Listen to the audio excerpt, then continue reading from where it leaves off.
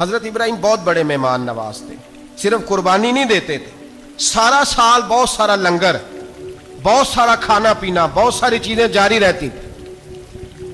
اور جتنے غریب لوگ تھے فلسطین کے، ان کو پتا تھا کہ حضرت ابراہیم علیہ السلام کا لنگر جاری ہے فلسطین میں جب آپ کا قیام تھا۔ ایک دفعہ ڈھیروں مہمان آ گئے اور کھانے کو کوئی چیز نہیں۔ حضرت سارہ اور جناب ہاجرہ دونوں اس وقت موجود تھیں۔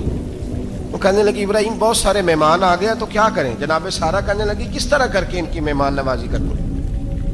اور حالات یہ ہے کہ قحط پڑا ہوا ہے فلسطین میں، مصر میں، دور دراز علاقوں میں۔ تو حضرت ابراہیم کہنے لگے یہ اللہ کے مہمان ہیں اور ہمیں رب کریم کا بندہ سمجھ کے آ گئے ہیں، اللہ ہی بندوبست کرے گا۔ فرمانے لگے میرا مصر میں ایک دوست ہے، وہ قحط کے دنوں میں غلہ جمع کر لیتا ہے، میں اس کی طرف پیغام بھیجتا ہوں، مجھے امید ہے وہاں سے غلہ ملے گا۔ 2-3-5 اونٹ والے غلام بلائے اور ان کو کہا کہ جاؤ غلہ لے آؤ مصر کے دوست سے۔ وہ لوگ کہتے ہیں ہم غلہ لینے گئے، وہاں جب پہنچے تو حضرت ابراہیم خلیل اللہ علیہ السلام کا پیغام دیا تو آپ کا وہ دوست کہنے لگا غلہ تو بے شمار تھا، مجھے خبر نہیں تھی کہ حضرت ابراہیم کا پیغام آئے گا، تو میں تو سارا تقسیم کر چکا ہوں، لوگ لے گئے، اب تو کوئی شے نہیں۔ اب وہ خالی آ گئے، پانچوں کے پانچوں اونٹ۔ جب خالی آئے تو حضرت ابراہیم کی حویلی کی دیواریں چھوٹی چھوٹی تھیں، ان غلاموں میں سے، خادموں میں سے، آپ کے ان چاہنے والوں میں سے ایک کہنے لگا یار وہ غریب تو انتظار کر رہے ہوں گے کہ غلہ لینے گئے ہیں، ہمیں روٹی ملے گی۔ چھوٹی چھوٹی دیواریں ہیں، وہ جب دیکھیں گے نا خالی آ گئے تو انہیں تکلیف ہوگی، اس طرح کرو بوریوں میں ریت بھر لیتے ہیں، ریت بھر کے لے جاتے ہیں، بعد میں اندر رکھ کے انہیں سمجھا بہلا لیں گے یا حضرت ابراہیم کو بتائیں گے، وہ خود ہی ان لوگوں کی دل جوئی فرمائیں گے۔ اب غلہ کی جگہ ریت بھر کے اونٹوں پہ رکھ کے لائی گئی، لا کے بوریاں جب رکھ دی گئیں، حضرت ابراہیم علیہ السلام دوپہر کے وقت آرام فرما رہے تھے، بی بی سارہ اٹھی، کہتی ہیں جب میں نے دیکھا نا کہ بوریاں پہنچ گئی ہیں تو گئی، غلام کو ساتھ لیا اور اس کو جب کھولا نا تو کہتی اتنی حسین گندم میں نے پہلے کبھی دیکھی نہیں تھی، اتنا پیارا دانا میں نے کبھی ملاحظہ ہی نہیں کیا تھا۔ فرماتی ہیں جب اس کو پیس کر چکی میں روٹیاں پکائیں تو خوشبو دور دور تک پھیل گئی، اعلیٰ غذا بنی، بڑے بڑے کھانے بیبیوں نے مل کے پکائے، چن دیے گئے۔ حضرت ابراہیم اٹھے تو لوگ کھانا کھا رہے ہیں، سجدہ شکر ادا کیا، اور جب سجدے میں گئے تو وحی آنے لگی، پھر رونے لگے۔ جب پلٹ کر باہر تشریف لائے تو جناب سارہ کہنے لگی ابراہیم تمہارا مصری یار بڑا اچھا ہے، اس نے اتنی اعلیٰ گندم بھیجی ہے کہ اتنی تو میں نے پیاری گندم کبھی دیکھی نہیں۔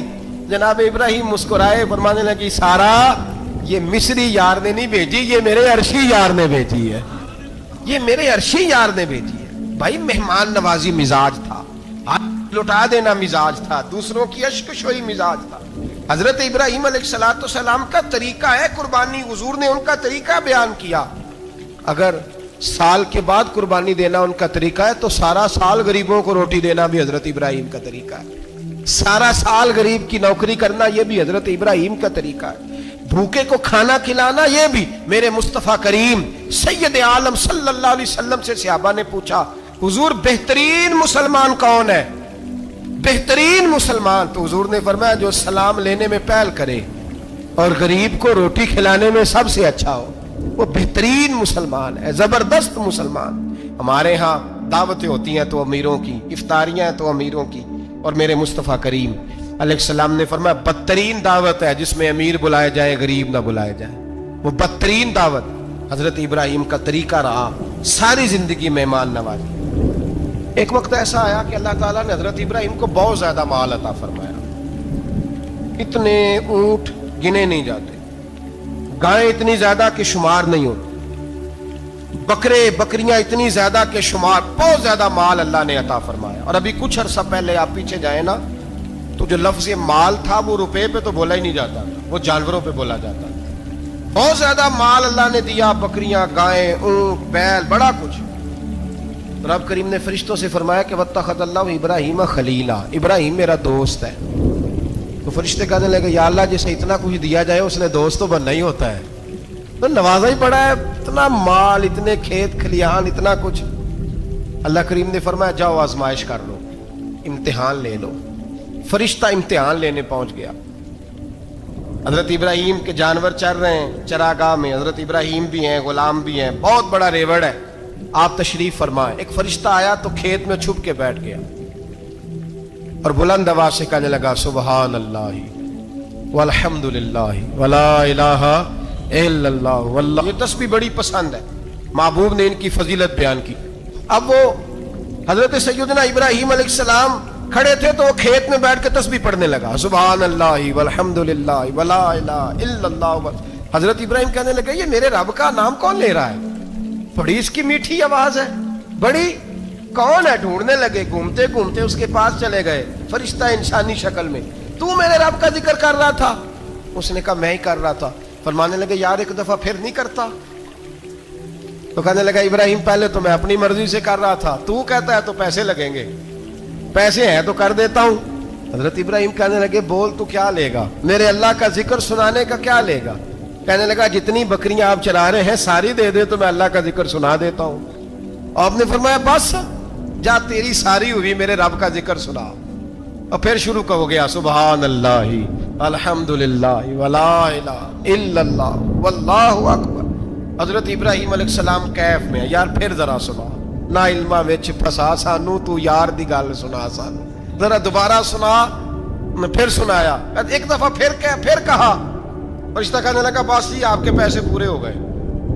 حضرت ابراہیم کہنے لگے چل ایک دفعہ اور سنا. کہنے لگا پیسے لگیں گے. تو کیا لے گا؟ کہنے لگا گائیں بھینسیں ساری میری. فرمایا بس یار اتنی قیمت، تو سنا صحیح، سارا کچھ ہی تیرا. پھر شروع ہو گیا سبحان اللہ والحمد للہ ولا الہ الا اللہ واللہ اکبر.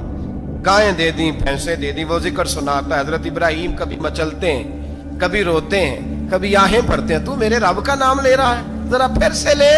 کیف جاری ہے. کہنے لگا بس بھائی. حضرت ابراہیم فرمانے لگے تو اور لے لے جو لینا ہے، مجھے ذکر سنا. اس نے کہا ابراہیم بکریاں میں لے چکا، گائے بھینسیں میں لے چکا، اونٹ رہ گئے، سارے لے لوں گا پھر ذکر سناؤں گا. فرمایا جا تیرا ہوا تو ذکر سناتا رہ، میں دیتا ہوں. دے دیا. کچھ دیر ذکر کیا تو اب خاموش ہو گیا. حضرت ابراہیم خلیل اللہ علیہ السلام فرمانے لگے ذکر سنا. کہنے لگا ابراہیم اب تیرے پاس دینے کو کیا ہے؟ ہر چیز تو میں لے چکا. آپ فرمانے لگے یہ گائے بھینسیں بکریاں چرانے کے لیے تجھے کوئی نوکر ملازم بھی تو چاہیے نا. تو اس طرح کر مجھے رکھ لے، میں روٹی نہیں مانگوں گا، کھانا نہیں مانگوں گا، تو اللہ کا ذکر سناتا رہنا، میں تیرے جانوروں کی نوکری کرتا رہوں گا. حضرت ابراہیم علیہ السلام نے جب یہ کہا نا، فرشتے کی آنکھوں میں آنسو آ گئے. تر دامنی پہ شیخ ہماری نہ جائیے، ہم دامن نچوڑ دیں تو فرشتے وضو کریں. فرشتہ رو پڑا اور کہنے لگا ابراہیم مجھے سینے سے لگاؤ، آپ واقعی اس قابل ہے کہ اللہ آپ کو اپنا دوست بنائے، واقعی اس قابل ہے کہ رب آپ کو اپنا. حضرت ابراہیم علیہ السلام کا خدا سے محبت کرنے کا نرالا انداز. اور میرے بھائی یہی محبت انہیں میرے مصطفیٰ سے بھی تھی. ایک نبی گھر بنا رہا ہے، دوسرا بنوا رہا ہے. حضرت اسماعیل علیہ السلام پتھر اٹھا کے لا رہے ہیں، جناب ابراہیم بنا رہے ہیں. جب خانہ کعبہ بن گیا تو کہنے لگے ربنا وابعث فیہم رسولا، اے اللہ اب اسے بسانے کے لیے اپنا آخری رسول بھی عطا فرما. نبی پاک فرماتے ہیں میں دعا ہوں حضرت ابراہیم کی. پر حضرت ابراہیم سے رب کریم نے فرمایا چل ابراہیم کوئی چیز دے. تو کہا یا اللہ تینوں ہی تیرے نام پہ قربان کرتا ہوں، تیری ہوئی ساری، ہر شے تیری. حضرت ابراہیم نے دین کے لیے، آپ شہر بابل کے قریب پیدا ہوئے تھے، وہاں سے مصر آئے، مصر سے فلسطین آئے، اور فلسطین سے آ کر کے کعبہ آباد فرمایا. زندگی سفروں میں گزری. سفر ایک تکلیف والی چیز ہے، پر حضرت ابراہیم نے وطن چھوڑ دیا، گھر چھوڑ دیا. جان بڑی عزیز ہوتی ہے. تو حضرت ابراہیم نے جب دین کے لیے نکلے تو جد و جہد کی، گھر کے اندر بھی گھر کے باہر بھی. آپ کے والد کا نام طارق ہے، وہ توحید پرست تھے، ایماندار تھے، پرہیزگار تھے. آپ کے چچا کا نام آزر ہے، وہ بت پرست تھے، بت بیچا کرتے تھے. حضرت سیدنا ابراہیم علیہ السلام جب میدان عمل میں نکلے تو حضرت ابراہیم علیہ السلام نے اپنے گھر سے جہاد شروع کیا. لڑنا پڑا، گھر کے اصولوں سے، چچا نے جو رواج بنائے ہوئے تھے اس رواج سے ٹکرائے. فرمایا میں اپنے گھر کے اندر یہ بت پرستی نہیں ہونے دیں گا. چچا کو ایک دفعہ نہیں بار بار 100 دفعہ سمجھایا. آپ کا چچا بت بنا کے بیچا کرتا تھا. حضرت ابراہیم علیہ السلام تھوڑے بڑے ہوئے تو کہنے لگا کہ چلو میرے ساتھ, تم بھی بت بیچنے ہیں, ہمارا کاروبار ہے. حضرت ابراہیم ساتھ نکلے تو بت پکڑا ہے, گندے پانی کے اندر اس بت کو ڈبوتے ہیں, کہتے ہیں کسی نے خریدنا ہے تو خرید لو, نہ یہ نفع دے سکتا ہے نہ نقصان دے سکتا ہے. جو اپنا آپ نہیں بچا سکتا تمہیں کیا بچائے گا, خریدنا ہے تو خرید لو. چچا کہنے لگا تو کاروبار چمکا رہا ہے کہ تباہ کر رہا ہے. گھر میں بڑے معاملات خراب ہوئے, جھگڑے ہوئے, لیکن حضرت ابراہیم علیہ السلام ایک منٹ کے لیے بھی اپنے گھر کے اندر بھی کمپرومائز کرنے کو تیار. یہ تھوڑا مشکل میں نے پہلو چھیڑ دیا ہے, یہ تھوڑا مشکل پہلو چھیڑ دیا ہے. تھوڑا سمجھدار آدمی ہے پر بیوی سے پردہ نہیں کرا سکتا, سیانا ہے, پنچایت کا بندہ ہے, جو اس سے آپ کہیں گے وہ بات یہ سنائے گا, لیکن کہتا ہے نہیں جی میں نے کوشش کر لی ہے. کس قسم کی کوشش ہے صاحب, یہ کیسے ہو گیا؟ حضرت ابراہیم علیہ السلام نے گھر کے اندر سے فرمایا نہیں کرنے دوں گا. گھر کے اندر بھی ٹکرائے, فرمایا تم جو بھی ہو پاش پاش کیا چچا کے اصولوں کو, اور باہر جب نکلے تو صرف علاقے کے چیئرمین سے نہیں ٹکرائے, ایم پی ایم این اے وزیر مشیر سے نہیں ٹکرائے, سپر پاور نمرود دنیا کا واحد حکمران تھا اس وقت, دوسرا کوئی حکمران ہی نہیں تھا, اکیلے حکمران سے جا کر ٹکرائے. کوئی ساتھ فوج نہیں تھی, کوئی ساتھ ان کے طاقت بظاہر دنیا داری کی کوئی نہیں تھی, پر حضرت ابراہیم جا کے ٹکرائے. اور میرے رسول پاک صلی اللہ علیہ وسلم نے سند بیان کی, فرمایا افضل الجہاد کلمۃ الحق عند سلطان الجابر.